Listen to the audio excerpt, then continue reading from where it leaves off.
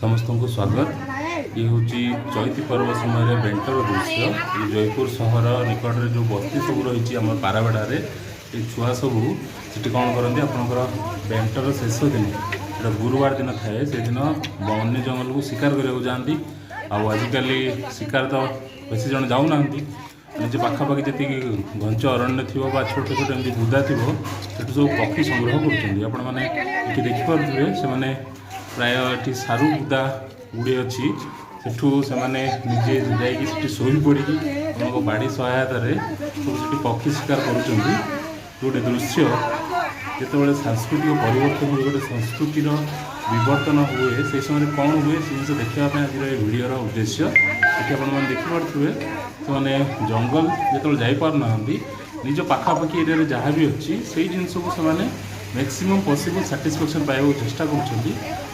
से आज निश्चित भाव में 6टा कि 7टा पानी कुआ पाइबे जोटा कि एरिया प्रायतः देखा मिले जहाँ भी जो सभ्यता संस्कृतिर प्रभाव पड़ुଛି कल्चर उपर से परिवर्तन होची तार उद्देश्य ये वीडियो आप देखते जहाँ भी आकाश में जी पक्षी उड़ुंट से लक्ष्य कर बाड़ी मार्च आठी छोट छोट छुआ को प्रायतः मोहरा बना जाए से छोट जगार भोर पहुँच पारे तो पंख अच्छी ये तथापि से खातिर ना ये ठीक से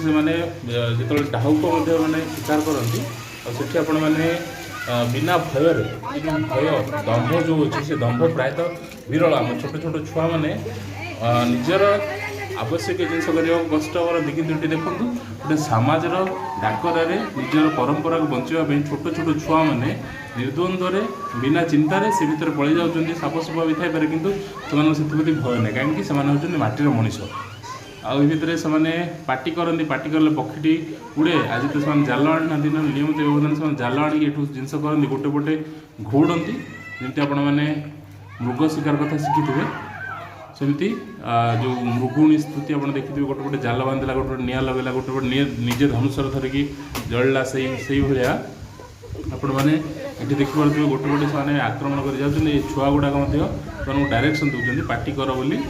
पार्टी करने पर से जिन शिकार करुँच चैती पर्व मुझे गोटे लेखा लिखी जार डिस्क्रिप्शन लिंक देदेवी चौथे पर्व संस्कृति कौन सब रही आर मुख्य पर्व था बेंट बा शिकार जंगल में वार्षिक थे से गोटे क्षुद्र पशु पक्षी शिकार कर आनती और निज मौज मजलिस जीवनटा बिताती आ समय धान फसल अमल होता है जोटा कि पैसा पत्र अभाव न थाए ये से मौज मजलिस किसी कर निजपाई किसी प्रेरणा पाई से परवर्ती वर्ष जोटा से नुआ वर्ष आसो से समय वर्षा ऋतु तो